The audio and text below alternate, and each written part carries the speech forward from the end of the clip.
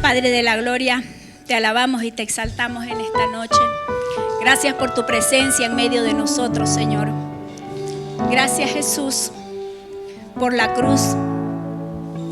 Gracias, Padre, porque la naturaleza da testimonio de que tú eres real. Gracias, Jesucristo, por haber pagado ese precio por nosotros. Gracias, Señor, porque nos tenías en tu mente antes de la fundación del mundo.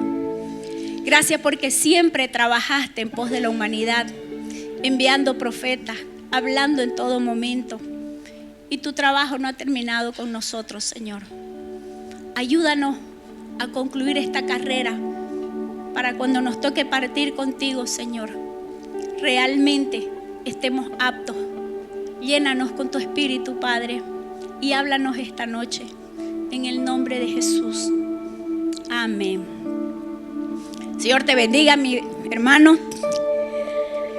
El tema, como no lo han puesto en la pizarra, es las 70 semanas de Daniel. No sé si algunos en algún momento leyeron el libro de Daniel. Hay dos personajes en la palabra que me impactan mucho. Daniel, justamente, por el discernimiento, por la ciencia y conocimiento que este hombre tenía, la sabiduría que Dios le había dado para tener revelación, ciencia, sueño, con relación a lo que acontecería en el tiempo futuro. En un don de ciencia y conocimiento tremendo. Y otro que me impacta mucho también es Nehemías, justamente por el discernimiento de este hombre. Nehemías fue un hombre que fue enfrentado cuando restauraba los muros de Jerusalén. Hubo conspiración, hubo intimidación, hubo escarnio, hubo persecución, hubo blasfemia, hubo calumnia, pero él nunca se dejó mover por estos sentimientos, por estas cosas. Él se mantuvo firme en el objetivo. Y así como hijos de Dios tenemos que mantenernos nosotros inamovibles en lo que Dios nos puso. Independientemente de lo que digan o nos hagan los demás, nosotros permanecemos. Porque nosotros estamos trabajando en una obra la cual es salvar la humanidad. Amén, mis amados. Y hablando de Daniel, Daniel fue llevado cautivo a Babilonia más o menos a los 17 años. En algún momento he hablado ya antes de él también. Bueno, estando en Babilonia, él gobernaba Nabucodonosor y este tipo tirano, loco, tuvo también experiencias. Dios le mostró las cosas que iban a suceder, pero él no tenía la revelación y el entendimiento. Y Daniel sí la tenía, entonces él le revelaba las cosas que iban a venir. Hace poco la pastora predicó, ¿no?, sobre Nabucodonosor, basándose, por ejemplo, en el orgullo, la soberbia de este hombre, que tuvo que ser reducido al estado de las bestias, porque si no, no se iba a rendir. Y reconoció que el Altísimo gobierna sobre todos los reinos del mundo. Pero vemos nuevamente, el hombre siempre se ensoberbecía. Pero Daniel estuvo en su gobierno, Daniel estuvo con 5 reyes, 5 gestiones pasó Daniel. Daniel vivió más de 100 años, más de 100 años. Él estuvo en el gobierno de Nabucodonosor, Evil-Merodach, no tuvo mucha relevancia ese rey, solo que sacó a un rey judío, lo tenían cautivo y lo saca de preso, eso fue lo máximo que hizo. Después está Belsasar, nieto de Nabucodonosor, que se tiró una fiestón, y todos los utensilios del templo que habían traído cuando los llevaron cautivos, se llevaron todo el oro, las vasijas que eran de oro, de plata, y él estaba bebiendo y de pronto en la pared, así como esas letras, una mano escribe, ¿no? Mene, mene, tekel, uparsin. Entonces él temblando no sabía qué significaba, y su madre le dice: en los tiempos de tu padre, su abuelo, había un hombre entendido en ciencia y conocimiento, él te revelará. Y viene, lo llaman a Daniel y le dice, evidentemente, tu reino ha sido dividido, ha sido pesado tu corazón y ha sido hallado falto. yo entregaré tu reino a los medos persas. Acababa de hablar Daniel, inmediatamente los invadieron los medos persas. Entonces, Daniel está con Nabucodonosor, Evil-Merodach, Belsasar y los medos persas, Darío y Ciro. O sea, 5 gestiones. Darío, en el tiempo de Darío, conspiraron los sátrapas, que eran los que ayudaban a gobernar, porque como Daniel, todos los reyes lo reconocían por la ciencia, por el discernimiento que Dios le había dado, por las revelaciones que le daba. No había otro personaje en Babilonia superior a él en inteligencia, en sabiduría. Entonces los reyes lo ponían por encima. Y los sátrapas, los gobernantes de esa nación, le tenían envidia y celos. Y promueven algo, agarran, decían, no le encontraban una falla. Ellos querían debilitarlo, querían hacerlo salir del gobierno. Entonces, como no encontraban, porque el hombre era sin tacha alguna, dice. El hombre era íntegro. Entonces no encontraban. Qué lindo que digan de nosotros, por ejemplo, Yamile con Goldi, que llevan la finanza, la administración de la iglesia, que digan, lo hace con excelencia. Cada servicio que se hace, lo hacen con excelencia. Entonces, eso decían de Daniel, ¿verdad?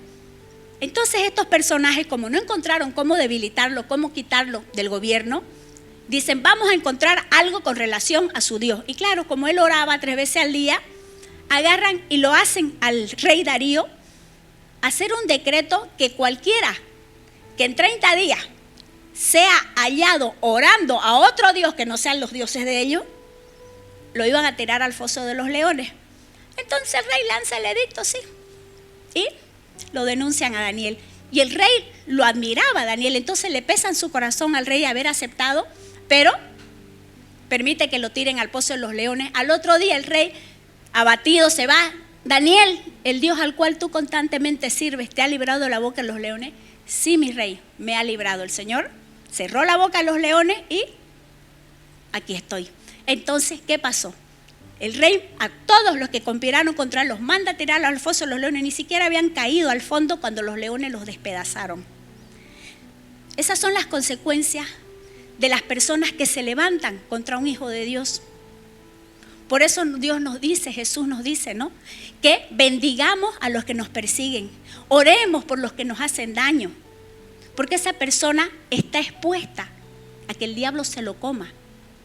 Porque si se levantan contra nosotros, la palabra de Dios dice, el que tocare a uno de los míos como que tocare la niña de mis ojos, que nos tiene esculpido en la palma de su mano.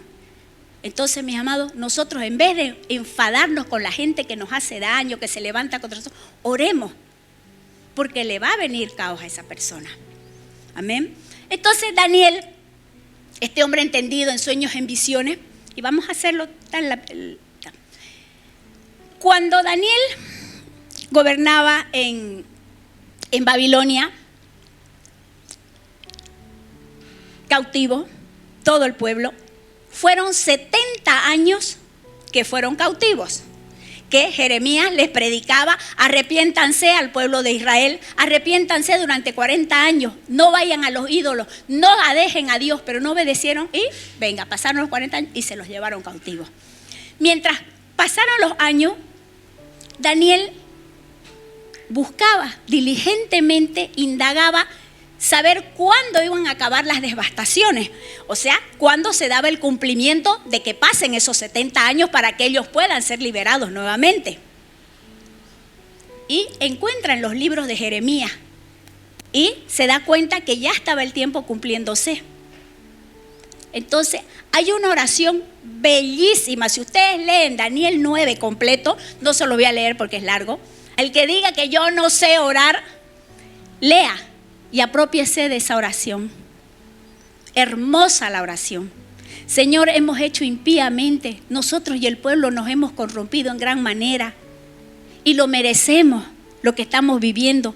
Pero acuérdate de tus misericordias y empieza, derrama su corazón, Daniel, delante del Señor en ayuno y en oración. Era un hombre que verdaderamente buscaba al Señor. En esa búsqueda, Dios no es indiferente cuando usted busca de todo corazón al Señor. En esa búsqueda, mientras él oraba, el Señor le manda al arcángel Gabriel y le dice: varón muy amado, he sido enviado a ti para mostrarte las cosas que acontecerán. Lo voy a leer. Amén. Daniel, pero solo lo tenés desde el 24, no lo vamos a leer desde el 20.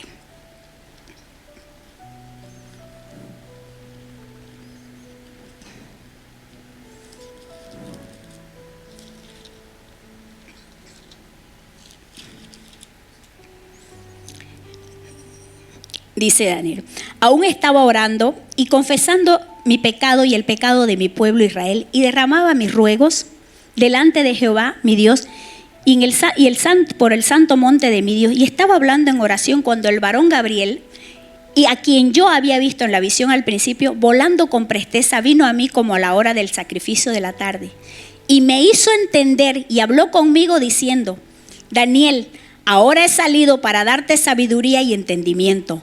Al principio de tu ruego fue dada la orden, y yo he venido para enseñártela, porque tú eres muy amado. Entiende pues, le dice, la orden y entiende la visión. Ahora aquí vamos a prestar atención. Lo que le dice el ángel a Gabriel. Versículo 24 está. 70 semanas están determinadas sobre tu pueblo y sobre tu santa ciudad para terminar la prevaricación, la perversidad significa eso, ¿ya? Y poner fin al pecado y expiar la iniquidad. ¿Quién vino a expiar la iniquidad?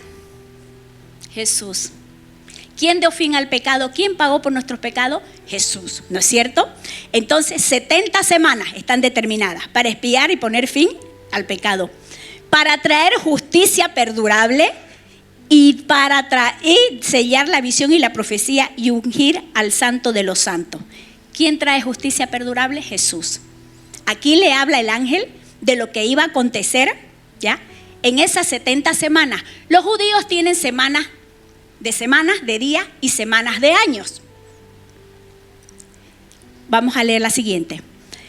25. Sabe pues y entiende, le dice, que desde la salida de la orden para restaurar y edificar a Jerusalén hasta el Mesías príncipe habrá 7 semanas. Vamos a anotarlas.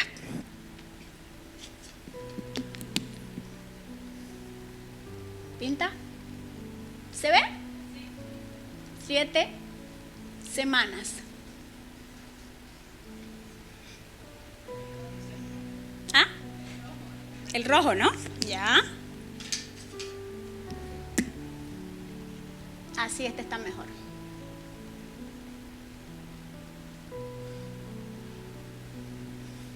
Siete semanas. Y 62 semanas y se volverá a edificar la plaza y el muro en tiempos angustiosos. Ahora, esas 7 semanas corresponden a 70 años. ¿Por qué? Porque desde la orden, cuando Ciro, rey de Persia, le permite al pueblo de Israel, porque ya estaba profetizado por el profeta Isaías mucho antes, de que Ciro iba a hacer restaurar Jerusalén, y se cumple. Entonces Ciro da la orden y vuelven los judíos y restauran el templo primeramente, ¿ya? Primeramente la ciudad, el templo.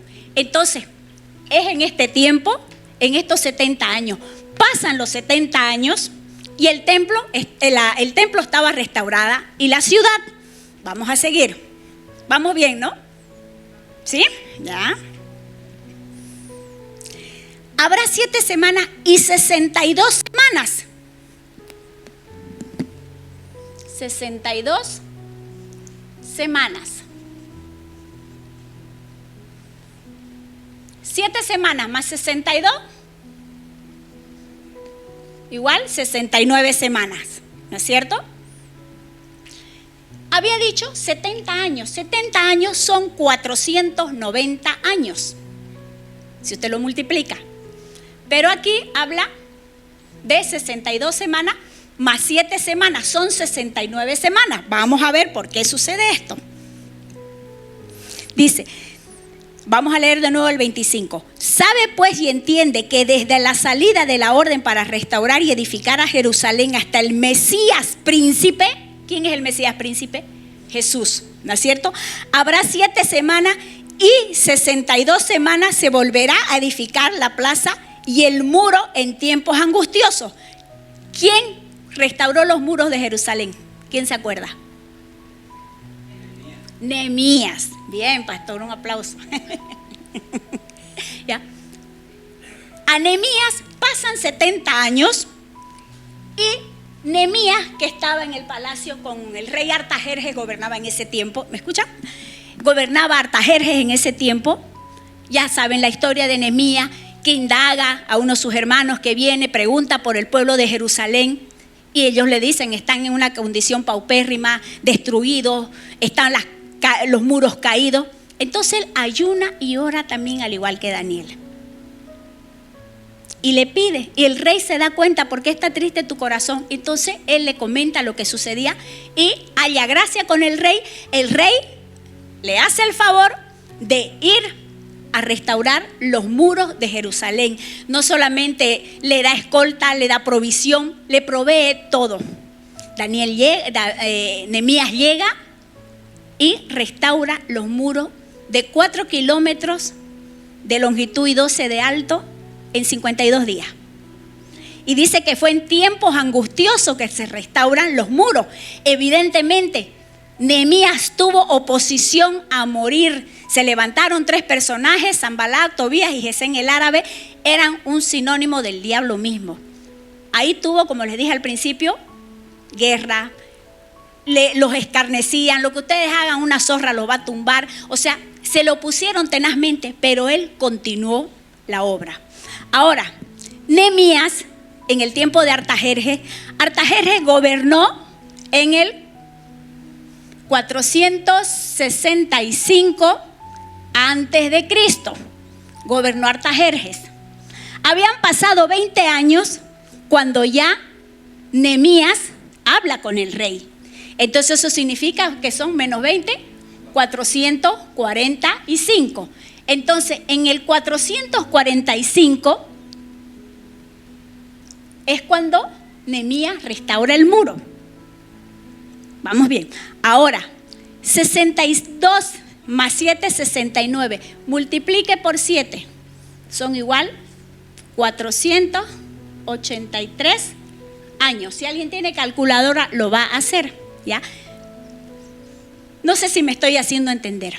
Ahora, estos 483 años, como dice aquí, y habrá 7 semanas hasta el Mesías príncipe. Y habrá 7 semanas y 62 semanas se volverá a edificar el muro en tiempos angustiosos.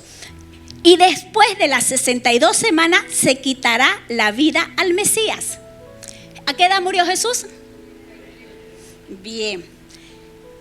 Ahora, si Jesús murió a los 33 años, entonces a estos 483 años que son los 7 años cuando restauran Jerusalén, más la restauración de los muros hasta la muerte de Jesús, son 69 semanas que multiplicadas son 483 años.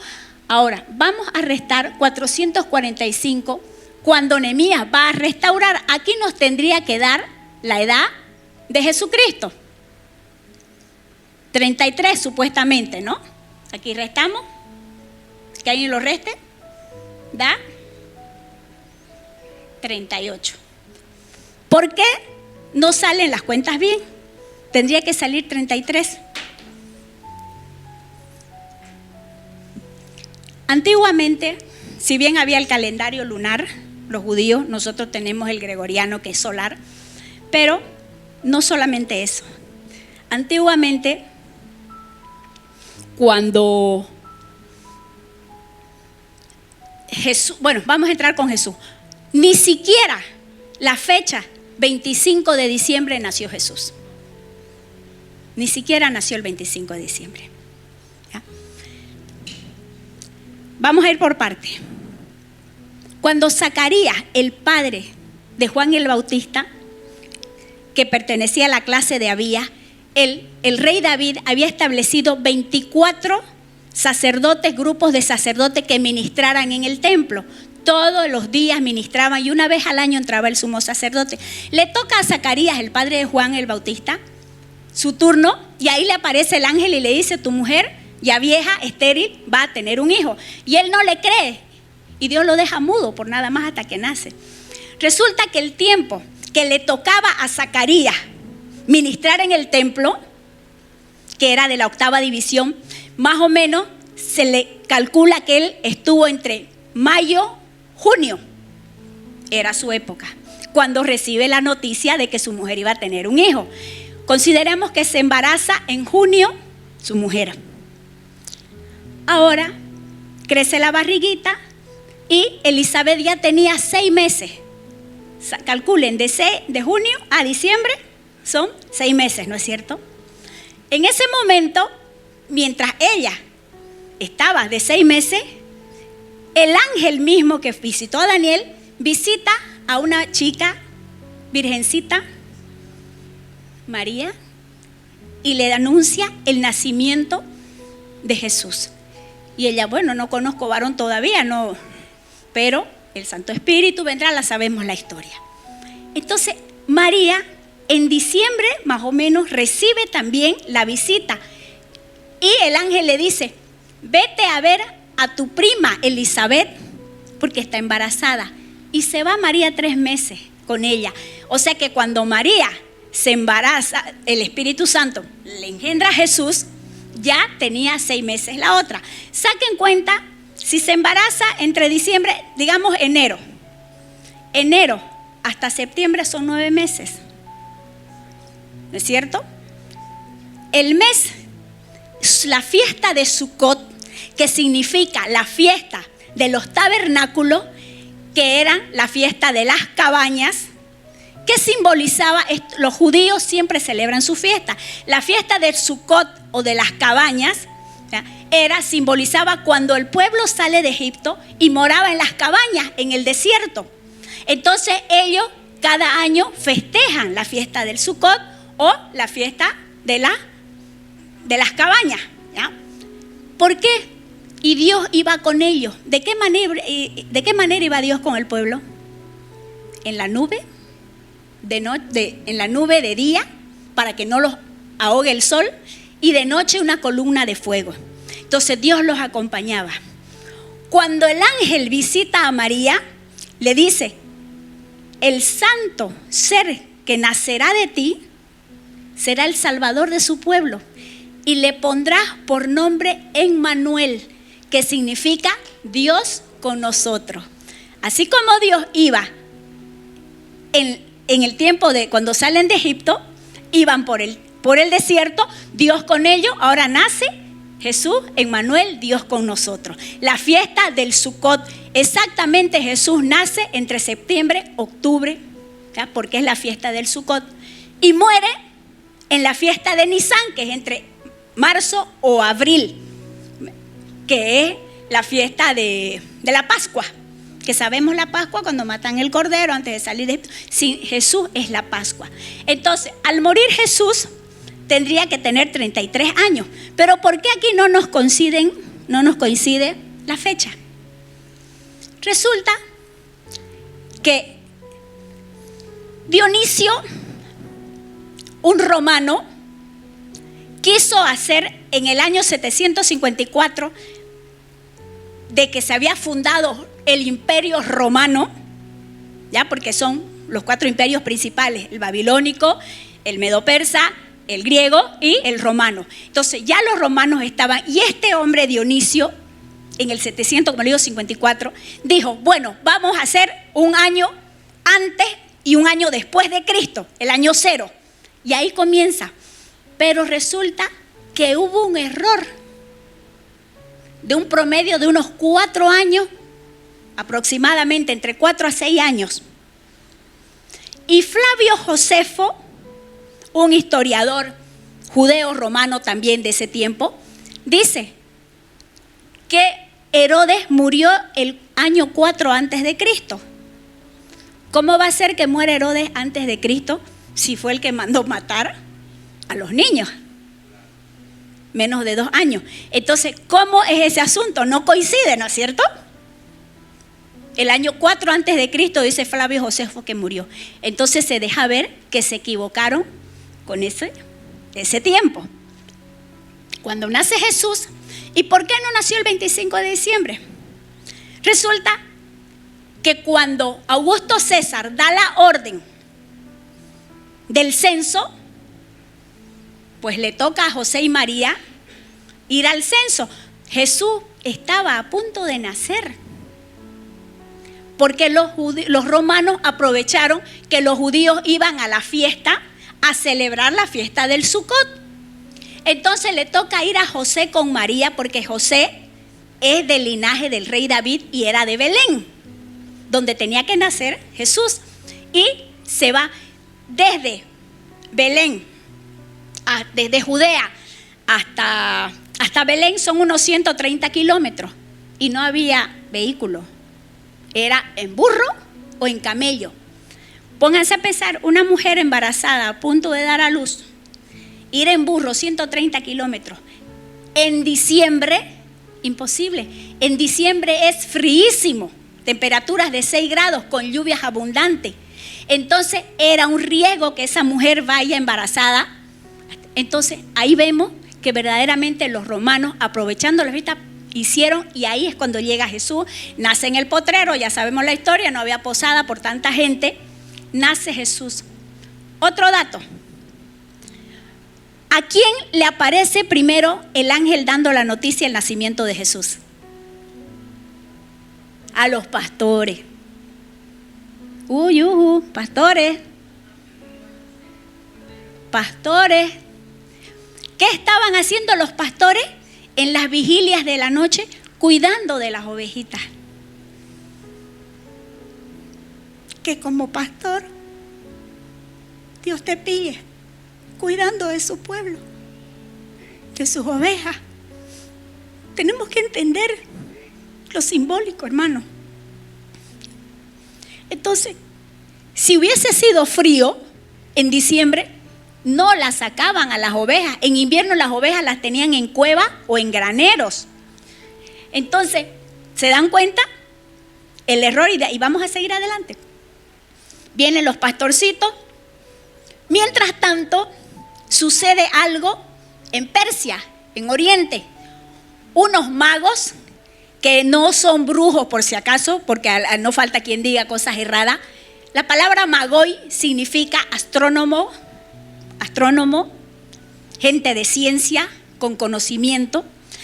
Estos magoi que vivían en Oriente, que era en Persia, ellos habían estado en la escuela de Daniel. 500 años atrás ya había pasado Daniel hasta la venida de Cristo. Entonces, pero Daniel, como era profeta, él tenía una escuela. No ve que estaban los sátrapas, él los guiaba todo. Entonces él dejó escrito, y siempre los judíos esperaron su Mesías. Entonces sabían por las escrituras de Daniel también de que iban a ser el rey de los judíos, el Salvador. Y estos magos, que eran astrónomos, en ese tiempo, dice que hace unos 6 años antes de Cristo, más o menos entre 4 a 6 años, hubo un alineamiento planetario, que es Júpiter y Saturno. A Júpiter le dicen el rey astro, por ser el más grande. Y Saturno es la estrella de los judíos. Entonces, al alinearse esos dos planetas, brillaron tremendamente. Y miren el código. Planeta rey y la estrella de los judíos. Nació el rey de los judíos. El mensaje. Entonces estos magos se vienen a Judea desde Persia. Era un camino de 1600 kilómetros, también en camello. O sea, pueden darse cuenta el tiempo que tardaron esos magos en llegar. Se cree que por lo menos unos 4 meses, 4 o 6 meses que tardaron. Y llegan a Judea y no van a los romanos, porque eran enemigos con los persas, porque Gobernaban los persas y los romanos van y los invaden. Entonces ya el imperio romano tenía dominado a todos. Entonces estaban enemigos. Y llegan estos magos y buscan directo a Herodes, rey de Judea. ¿Saben ustedes que Herodes ni siquiera era judío? Herodes era idumeo, de Edom, descendiente de Esaú. Por eso los judíos no lo querían, porque el rey tenía que venir del linaje de David. ¿Me entienden? Y él había sido Herodes puesto por los romanos.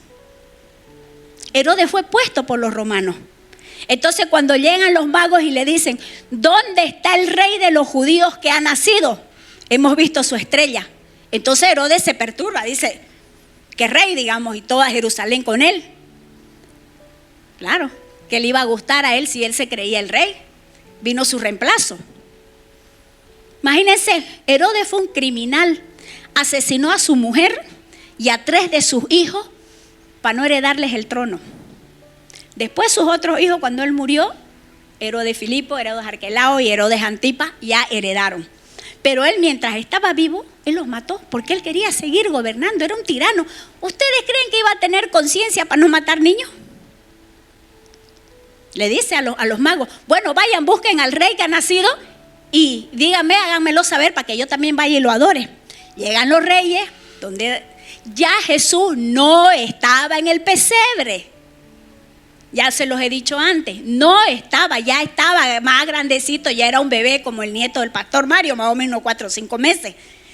Estaba en una casa, llegan con oro, incienso y mirra de regalo. El oro pues simboliza regalo para los reyes, incienso, cuando Moisés y Aarón con el incensario iban buscando la presencia de Dios, significa eso, divinidad, honra al Señor.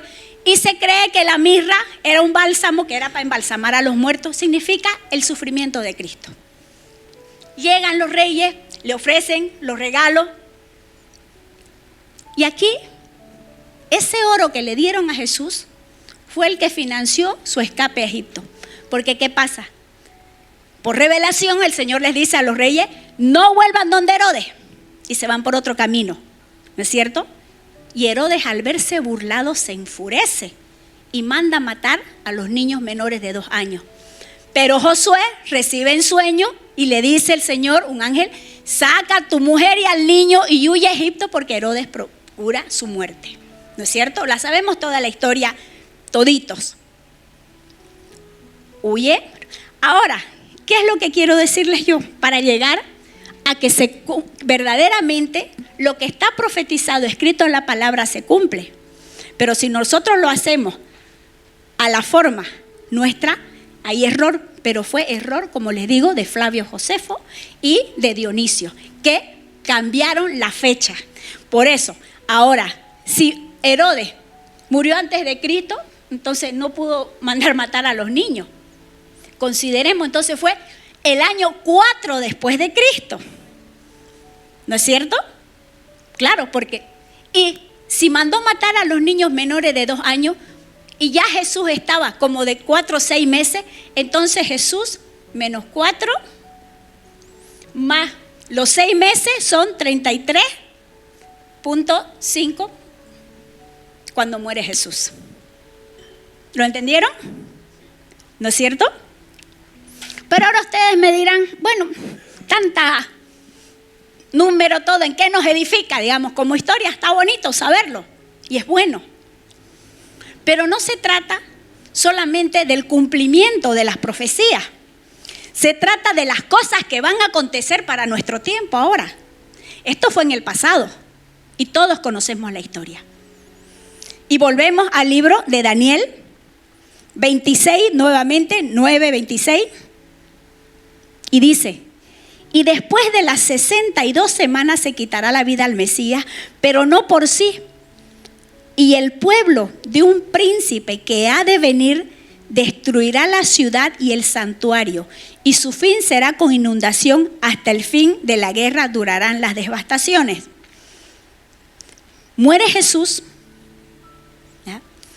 En ese tiempo los apóstoles antes de su muerte le preguntan, Señor, ¿cuándo serán los tiempos del fin? Ahí está, Mateo 24 lo describe todo. Y le dice Jesús, cuando vean la abominación desoladora, lo que profetizó el profeta Daniel, ¿qué era la abominación desoladora? Que un príncipe de otro reino iba a venir y se iba a sentar en el templo y haciéndose pasar por Dios. ¿De quién está hablando? Del anticristo. Del anticristo. ¿Pero qué pasó? Resulta que Jesús dijo, ven, ese templo no quedará piedra sobre piedra, porque hablaba de sí mismo, ¿no? Los derribaré y en 3 días los restauraré. Hablaba ya de Jesús, que él iba a ser el templo. Pero ese templo cae y se cumple esta profecía de Jesús de decir, ya, que vendría alguien, destruiría.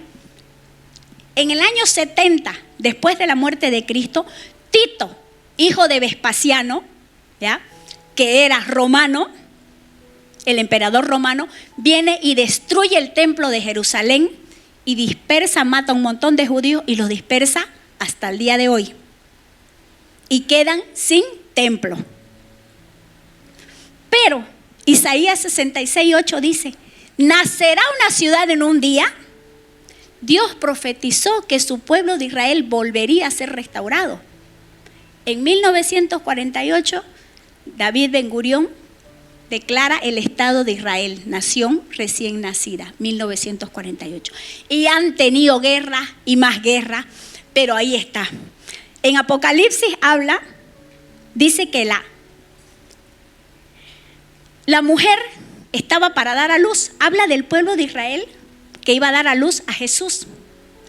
Y el dragón la persigue para matarla, para comerse y devorar a su hijo. Quiso destruir el diablo a Jesús. Pero la mujer dice que huye al desierto y es ayudada por las alas de la gran águila. Muchos incluso ahora lo asocian con Trump. ¿No ves que Estados Unidos lo simboliza un águila? ¿Ya? Yo no lo estoy afirmando, lo dicen, podría ser. Pero huye al desierto para ser protegida por tiempos y la mitad de un tiempo, 3 años y medio. Y como el dragón no pudo matar a la mujer ni al hijo, dice que se fue a hacerle guerra a la descendencia de ella. ¿Quién es la descendencia de Israel? Jesús, al morir, también a través de Pablo incluyó al resto de la humanidad, a los gentiles. Entonces, hermano, hay una doctrina por ahí que la sacó un tal Nelson Darby, creo que en el 1800 algo, que dijo que la iglesia no iba a pasar la gran tribulación. Y esto, Scofield, un sacerdote, un tipo teólogo reconocido, saca su Biblia de Scofield con apuntes y él incluye esta doctrina ahí. Y a todo mundo le pareció y a todo mundo le gustó que la iglesia no iba a pasar la gran tribulación. Pero sin embargo, ¿qué dice Apocalipsis 12? Creo que es 12:13, a ver, fíjate.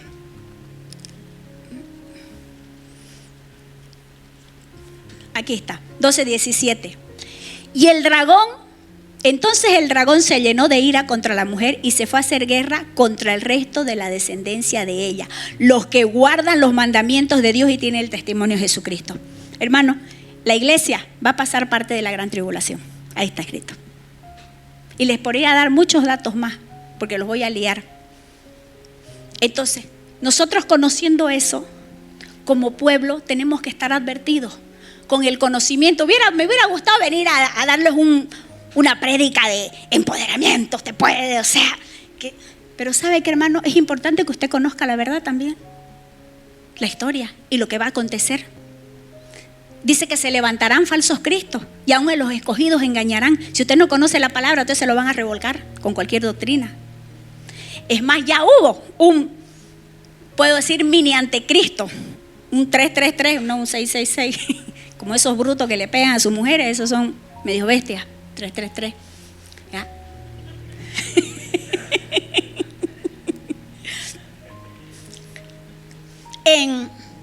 Desde el libro de Malaquías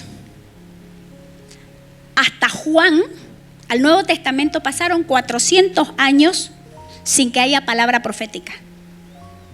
Durante ese periodo, los griegos quisieron helenizar su cultura helenística a Judea. Cuando muere Alejandro Magno, deja 4 generales. Alejandro murió a los 32 años, ¿no ves? Joven. Lisimaco, Seleuco, Casandro y Ptolomeo. Ptolomeo valió la pena porque este hombre tradujo la Biblia hebrea al griego para que más gente la conozca. Pero su interés era porque él quería tener adeptos para su gobierno. Sin embargo, Seleuco, un descendiente de Seleuco, Epifanes IV, ¿ya? Él agarra y mete un cerdo en el templo de los judíos y lo sacrifica. Eso era una abominación tremenda. Para los judíos ni siquiera chancho podían comer. Imagínense sacrificar un cerdo en el templo y mete la estatua de Zeus. Entonces esa es una profanación similar a la que va a haber cuando Jesús les dice a los apóstoles, ¿verdad? Cuando vean la abominación desoladora del que habló el profeta Daniel, sucede eso, había sucedido con este tipo que vino y profanó el templo. Algo parecido va a suceder. Pero ¿qué templo va a profanar si todavía no hay templo? El templo de los judíos.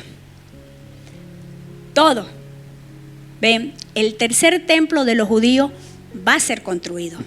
¿Por qué no es construido? Porque ahorita está la mezquita de Al-Aqsa, la iglesia de las rocas, ahí justamente donde fue construido anteriormente el templo de los judíos.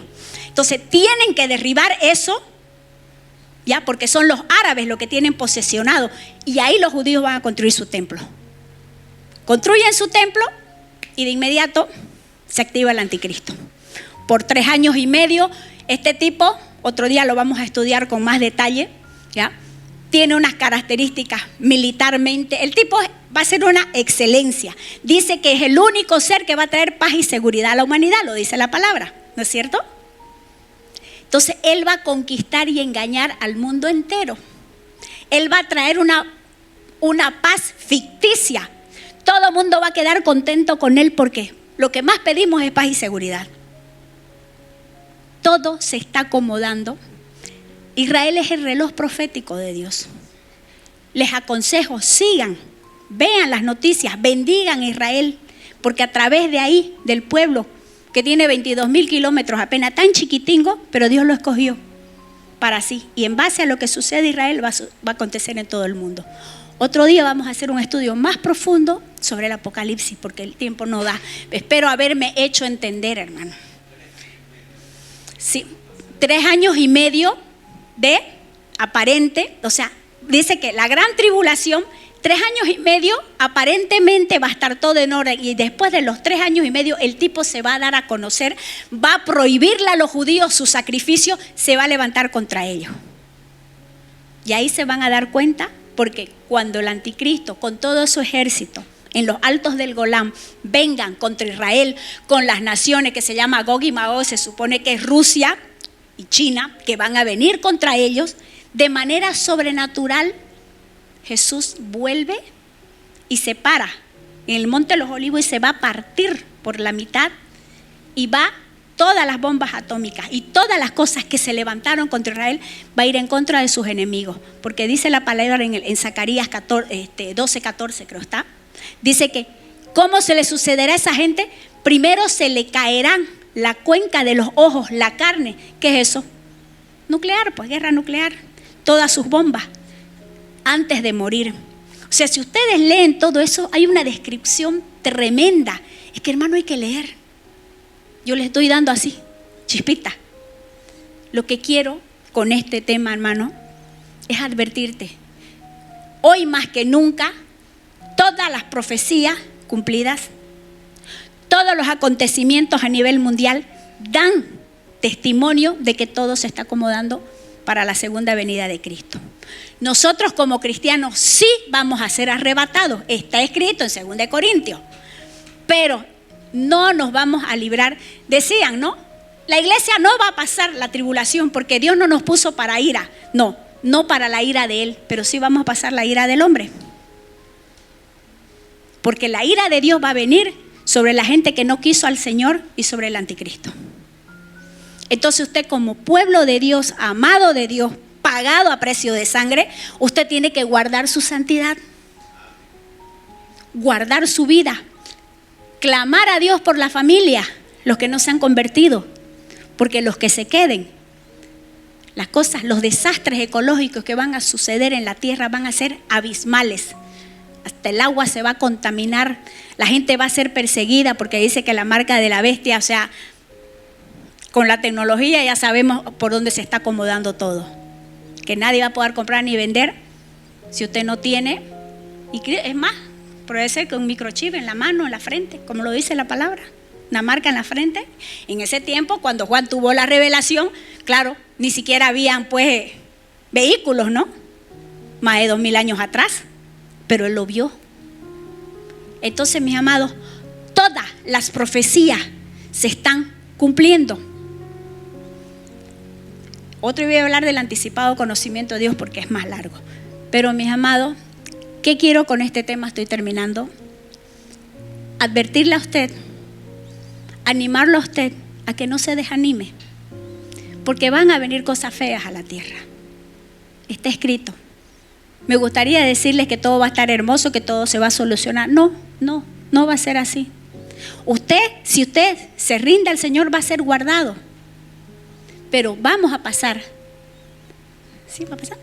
Vamos a pasar cierta tribulación. El que quiera vivir piadosamente va a sufrir persecución. Así que aliste ese corazoncito a no dejarse doblegar, deje la chicanería, deje de pelear, deje de resentirse por tonterías, guarde su corazón y salve alma, que a eso nos mandó el Señor. Amén, mis amados, que Dios me los bendiga. Vamos a orar. Padre de la gloria, te damos gracias por tu palabra, Señor, porque es la que nos advierte de las cosas que van a acontecer. Tu amor es tan grande, Señor, que de todas maneras nos estás hablando, animándonos a andar en santidad. Tu palabra dice que el que sea santo, santifíquese más, y el que sea inmundo, pues sea más inmundo, se va a perder. No queremos estar, Señor, entre los engañados, queremos estar entre los que hacen tu voluntad. Oro, Señor, por tu pueblo, Padre, para que usted nos dé entendimiento, conocimiento, revelación y ciencia de toda su palabra escrita. Gracias porque este tiempo a usted le plació que comencemos a leer desde el Génesis, Señor. Ayúdanos a ser diligentes en conocer tu palabra para ponerla por obra y seamos librados, Señor. Ayúdanos, Padre, a que al que está caído lo podamos levantar, llevar tu mensaje de salvación a toda criatura, que no perdamos el tiempo inútilmente, Padre amado, y que verdaderamente seamos esos agentes de cambio, como usted dijo, ir por todo el mundo y predicar el evangelio. Y ese es nuestro trabajo, nuestra labor, Señor. Gracias porque usted es suficiente para sostenernos, para guardarnos, para escudarnos, para guiarnos. Dios bendito, Señor, gracias por todo lo que usted está haciendo en esta casa, por los ministerios, por las personas comprometidas, Señor, que caminan la segunda milla por amor, sin ningún interés personal, sino al hacer tu voluntad. Ese es nuestro deleite. Te damos gracias, Señor. Bendigo tu casa en el nombre poderoso de Jesús. Amén.